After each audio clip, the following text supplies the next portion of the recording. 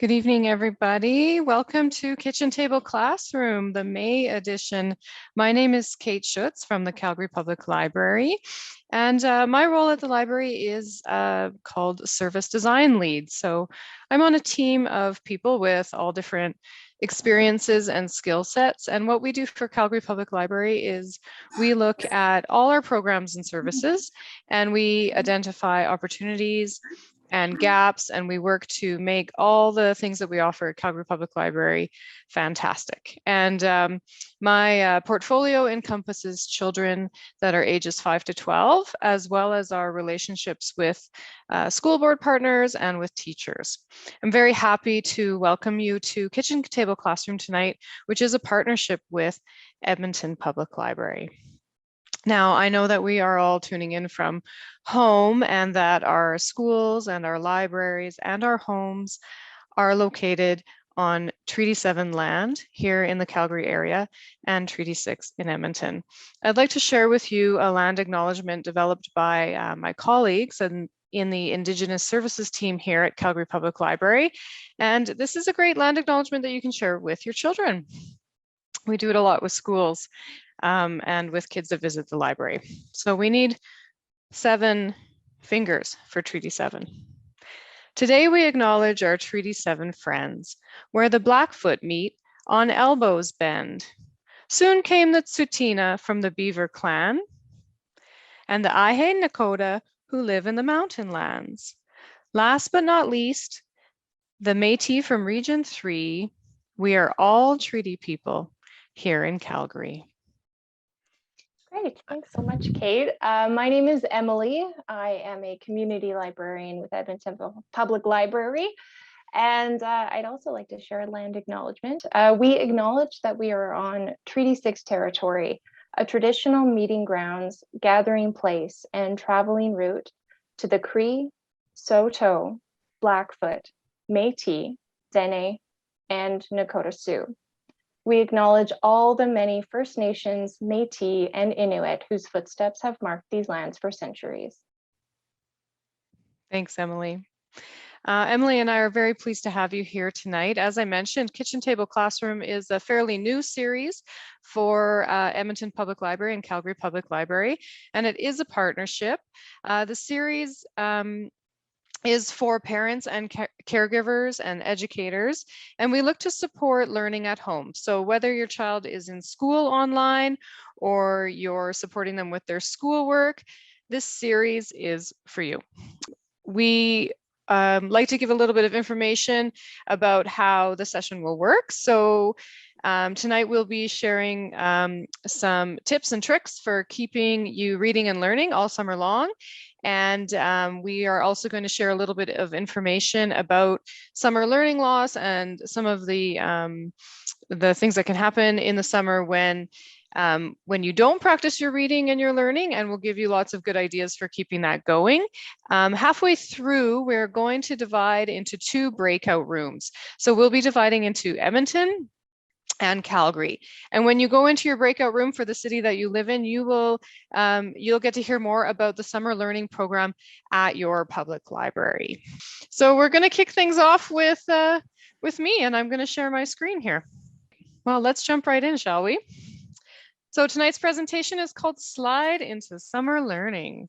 I know we've all just come off 2 weeks of online school at home, and it's pouring rain here in Calgary. So thinking about the summer seems very far away, but it's not far away at all. There's other things that we can do to help. Okay. So what is the summer slide? If you have never heard of the term summer slide, I think you're not alone. Scholastics Canada did a little survey of parents, and 31% of parents in Canada had never heard of the term summer slide. Sometimes it's called summer learning loss as well. And it's basically the idea that there is a loss of skills when school is out. So without practice, reading skills decline. And we know that to be true if you have a child, for example, in music lessons, and they go for a few months without practicing, their music skills will decline. And it is the same for reading and math especially. So we have a big emphasis at public libraries and in schools to think about summer slide and summer learning loss and how we can mitigate that for our students. We do know that without regular practice, learning loss will happen for any child, but unfortunately, summer slide is not particularly equitable. It disproportionately affects children who have less access to quality summer programming. Research identifies that differences in resources like family income, parental time availability, and parenting skill and expectations are potential factors that further widen the opportunity gap among our children. So summer slide adds up.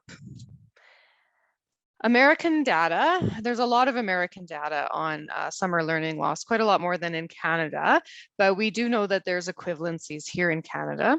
So American data does show that by the end of 5th grade, kids with less summer learning support can be up to 3 grade levels behind their more advantaged peers in reading.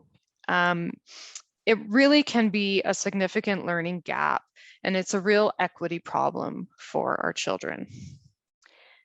Additionally, I know that many of us parents, myself included, are concerned and have questions about school closures and online learning and just the general disruptions and stress of the school year and how this will affect our kids' learning. And now we're, about to go into summer where we're going to have 2 months off of learning. And there's a lot of questions about summer slide this year, and will it be greater as a result of COVID? I can say that studies are just starting to come out about COVID learning loss and summer learning loss in 2020. And we don't have enough information yet to make any definitive statements, but there is a lot of concern that kids who don't have that support, who don't have those parents who are able to put them into camps and tutoring and lessons, and who are able to support them really intentionally all summer long, those kids might suffer. Emily and I are in fact working on a kitchen table classroom session for September with some professors who are studying COVID learning loss right now. So hopefully we'll be able to share more information with you in the fall. So summer slide can feel like a lot. I know for myself, I'm a parent. It feels like a lot, and it feels like another thing to have to worry about. But there's a lot of great news. One of the greatest things available to you to help mitigate summer learning loss or summer slide is your public library. And public libraries have long been leaders in helping to combat summer reading loss through their annual summer reading program. So maybe you were a child that had a reading passport somewhat like this one, which is a photo that my friend Lauren sent me of her summer reading passport. I believe she was in Ontario, and this is 1987. So you might remember going to your public library and reading books and collecting stamps and stickers. And those summer reading programs still exist, and we still are very much involved with supporting kids in their reading all summer long. Calgary Public Library and Edmonton Public Library are huge resources for your family. But public libraries have moved from summer reading to summer learning. In 2015, the Urban Libraries Council, which is a North American-wide organization that both EPL and CPL are members of, they formed the National Forum on Effective Summer Learning in Libraries. And they evaluated and reconsidered how public libraries can help motivate kids to keep them reading over the summer. And what they discovered was that an increasing number of public libraries, including both of ours, were building on their long-standing success with summer reading by expanding the scope of summer programs to include learning in other domains and curricular areas. So in 2016, for example, which was one of my first years at Calgary Public Library, I was tasked with shifting our summer reading program to a summer learning program. And we created the Ultimate Summer Challenge, which emphasizes STREAM learning. And STREAM is my nerdy acronym. It means science, technology, reading, engineering, art, and math. Edmonton Public Library has a similar learning program, Summer Starts, which invites kids and parents to read, but also create and explore through fun, curricular connected challenges. So we'll be sharing more about our individual summer learning programs later on today. And I'm happy to say that this year, the Urban Libraries Council is partnering with the National Association for Summer Learning in the United States, which further emphasizes the important role that public libraries play when it comes to helping to mitigate summer learning loss.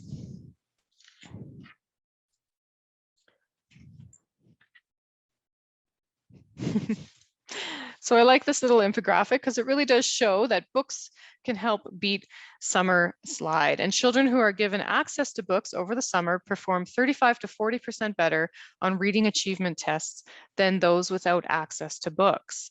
And as I mentioned, summer slide is an equity issue, and having access to books is not that easy for every kid.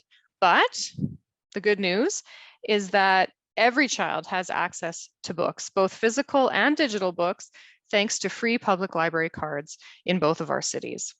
Our staff are experts at recommending books that kids love, and our website has online book lists and virtual programs for every interest. And with the move from summer reading to summer learning, we know that there's more to literacy than just reading and writing. New forms of literacy are needed in this modern life that we live in. I think we've all become digital literacy experts, having to do things virtually on Zoom and work from home. And modern life and new forms of literacy are increasingly taking into account school curriculum, and in particular, those related to new technologies and various ways of learning. The public library supports what and how kids learn in school.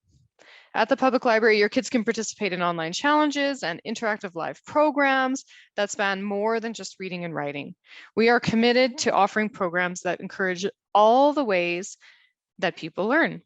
So we really have been looking a lot in public libraries at multiple literacies, which call for a broader view of literacy. This concept is based on the idea that individuals read the world and make sense of information by means other than traditional reading and writing. So central to the concept of multiple literacies is the belief that individuals in a modern society need to learn how to construct knowledge from multiple sources and modes of representation. So according to the UNESCO, the 4 primary areas of multiple literacies are visual, textual, digital, and technological literacy. So we are constantly examining how we can support kids and teens in developing and using multiple literacies. You might be surprised how your local library isn't just about books and reading anymore. I really love this quote that really talks about the importance of public libraries in the summer as a way to counter some summer learning loss. So libraries are uniquely positioned to own summer learning and to do so in a way that is community appropriate and ensures equity. A recent report called Making Summer Count found that high quality summer learning programs paired with parental involvement, among other factors, can mitigate summer learning loss and even produce gains, learning gains, such as achieving grade level reading benchmarks. So your public library provides free, high quality summer learning programs and excites kids and teens in a proven way to keep them reading and learning all summer long. We are very excited to share more today about each library's summer learning programs, the awesome prizes that we have, the interactive curriculum, connected programming that we offer, and how your child can register once we go into our breakout rooms. But first, Emily from Edmonton Public Library is going to share top tips to support your child this summer and keep everyone learning, but also having fun. Thank you. On to Emily. Thanks so much, Kate. I'm looking forward to those breakout rooms too. But as Kate said, first we wanted to just share some advice for how to keep kids learning and engaged this summer. Before we got into the tips and tricks, Kate and I did want to mention about this quote. So even at the best of times when the world is not experiencing a pandemic, many parents experience stress specifically related to their roles as parent. So we know that it can be stressful to always want to do the right thing, of course, and especially over the last year, there has been extra stress involved with being a parent. There's research about parental burnout. And when that happens is when there's a mismatch of demand and resources. So there's a lot of demand from work, home responsibilities, expectations that parents and caregivers have on themselves and maybe that they feel from society that's on them, versus the availability of resources to meet those demands and expectations. And because of the pandemic, many people have had even less access to those resources that they would have relied on before, such as childcare, extended family, friends, and so many other things that we used to do that we're not able to do lately.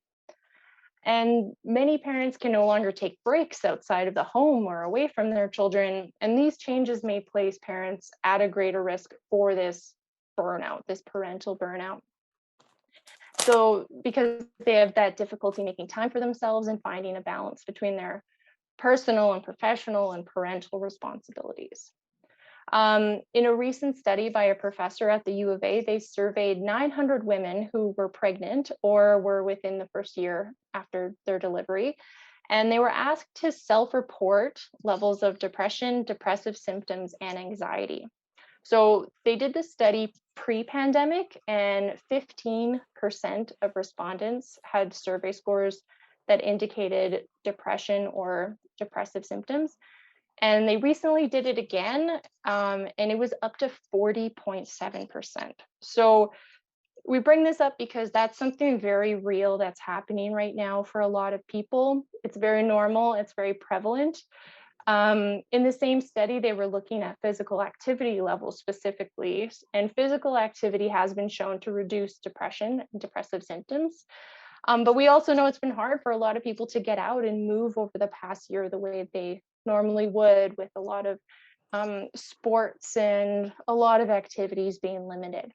So summer is a great time to try to focus on activities that will get the whole family outside and moving. That's always a positive thing to do, but we also just wanted to bring up all of this because while we're talking about things you can do for your kids over the summer, don't forget about yourself too. Think about what self-care looks like for you and what you can make work for your situation. Okay, big preamble, I know. So our first tip for getting kids learning this summer is to let summer learning be different than school. Summer is a great time to explore interests that don't necessarily fit into the standard school year curriculum. Often books in classes are assigned, so now is a great chance for kids to try something new. Audiobooks, for example. Personal curiosity is a major driver of learning. It's a big motivating factor, and this is a great time to explore that. And when kids discover something that they're passionate about, it can even change their lives. So summer can be a chance to indulge curiosity about all sorts of things like paleontology and astronomy, rock collecting, ancient history. Astrophysicist Neil deGrasse Tyson traces the beginnings of his career back to playing around as a kid with a telescope. And summer is also a great time to build a child's background knowledge. So background knowledge is knowledge that kids get from going places, doing things. Like going to the library, going to a museum, just going for a walk and talking about the people in the buildings that you see. Once a child has visited a library, for example, and then they read a story where a character visits a library, and they now have a strong connection and understanding of that experience. So summer is a great time for that hands-on, real-life, experiential learning. And our next tip is to let kids choose. It's probably no surprise to hear that kids are more Kids that are more involved in decisions are more likely to participate in those things. So that doesn't mean we have to wake up each morning and let them do whatever they want, but allowing kids some choice can really make your day easier and make them more interested in what you're doing. So it can be as simple as letting kids pick out what books they want to read. It can be a way to get them excited about reading and then for them to invest in that activity. And all reading is good reading, so letting them choose from a wide variety of genre, materials, formats. Like we mentioned, audiobooks are great. Magazines, comics, graphic novels, having that wide variety that the library has to offer is a great way for them to explore something they might not always have an opportunity to explore. And when kids feel like they have some control, they build confidence and self-esteem. And when they're making choices for themselves, they're problem solving, which is a really important skill to have. Another tip we have is to talk about the day ahead, but don't forget to include brain breaks. Many kids may struggle with the transition from school to that free vacation time. They may be used to that structure of a school day. And what kids may usually do in the summer, like camps or activities around the city, it might not look the same this year. We're still kind of waiting to see what it's going to look like in a lot of ways. So to help them adjust, it can be great to just talk to them about the day ahead. And for some kids, maybe they want that detailed plan. And for others, maybe they just need a few ideas for how they're going to spend the day to kind of anchor them. And we'll get into summer learning programs at the library in more detail, but these can be a great way to offer some structure into your day. For example, pick a live virtual class at the library, and that can be kind of your anchored schedule plan for the day, and then you can plan around that a little bit. You can make a weekly or bi-weekly trip to the library to drop off old material, pick up new things, and planning to read for 15 minutes every day is also a great habit to get into.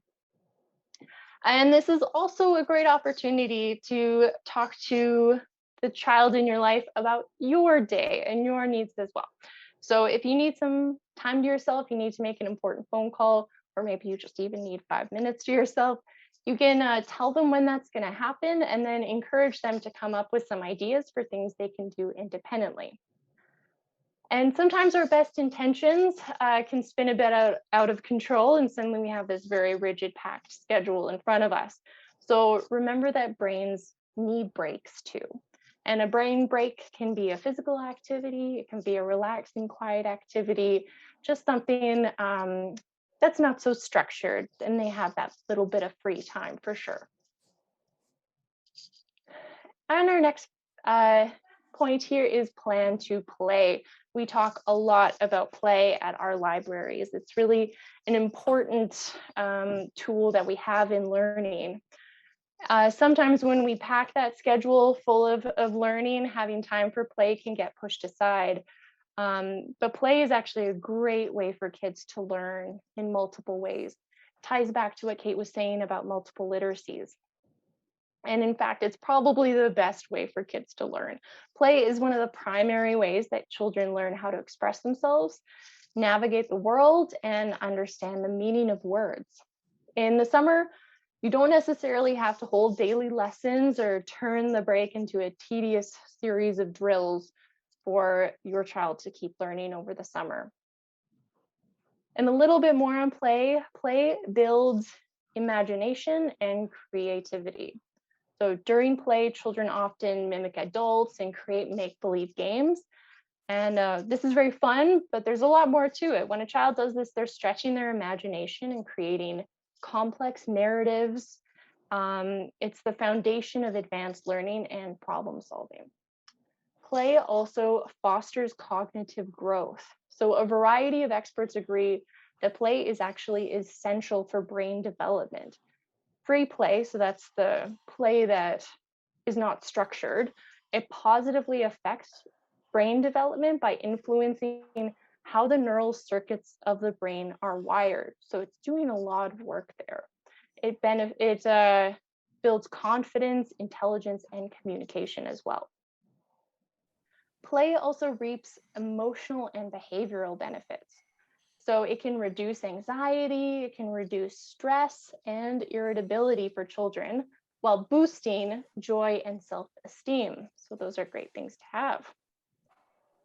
And play facilitates group interaction. So group play, maybe something we haven't had as much of as we've wanted lately, is really where kids are introduced to social roles and cultural norms.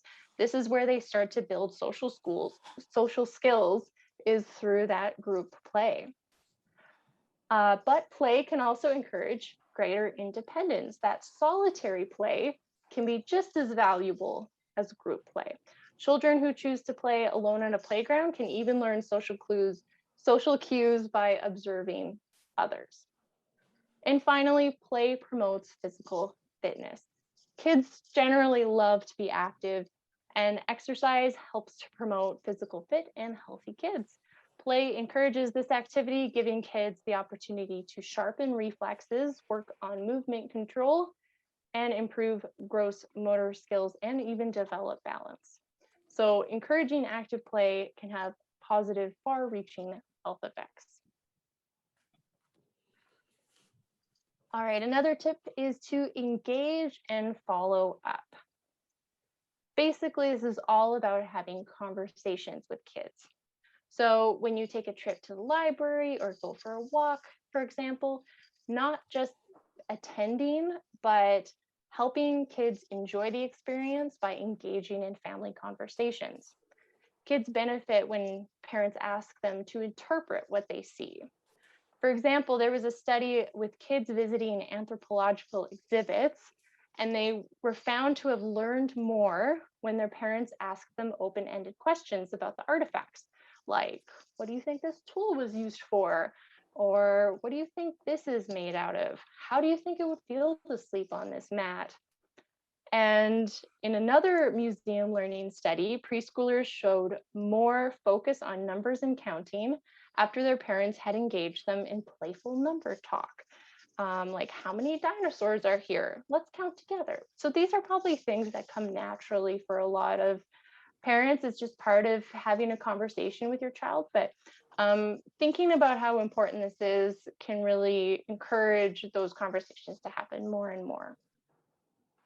And another great activity to do together is, of course, to read. Children's literacy advocates encourage families to create a book club culture at home. So just in the way that adult book clubs, designate time, space, and importance to reading and talking about books, so too does a family book club time with our kids. Reading aloud is also very beneficial to children, even as they get older and they're able to read to themselves. Reading aloud can enhance vocabulary, listening comprehension, nurtures the love of reading, and supports children with reading challenges as well. And a couple tips we have about reading together would definitely be to prioritize quality over quantity. So 10 minutes of joyful reading together is wonderful. You don't have to turn it into a chore and say you have to read for 30 minutes every day. Then it might just feel like a bit of a struggle. And another great tip we have is to read in your home language. Experts advise families to speak to their child in their home language because modeling fluent reading builds foundations for learning English and any other language. And we did want to mention screen time happens, and it's okay. There's lots of talk about screen time. It's definitely an important thing to consider. But sometimes it's the best option around. You just need to make an important phone call, and this is what you have to do. Both our libraries have some great options for high quality educational videos, so you can feel good about what they're watching. So we have a couple options here. Canopy Kids on the left, it's a video streaming platform. I don't know if you can see in the tiny screen there, but that's actually, they have Sesame Street, which is so wonderful. And they have some really great story times on there as well. And on the right, we have Bookflix, and it pairs storybooks with related nonfiction ebooks. So that's a really engaging way to link fact and fiction together. Those are two really great resources. And speaking of resources, our last tip is to seek out resources, look for help. There are endless ideas out there, so don't feel like you have to reinvent the wheel yourself. These are just a couple websites that we found. They provide very high quality educational and free ideas for engaging kids at home. A lot of science-based activities as well, which is really fun. But of course, the library is a great resource. So we are going to move into our breakout rooms, and we can tell you all about those specific resources that we have at the library.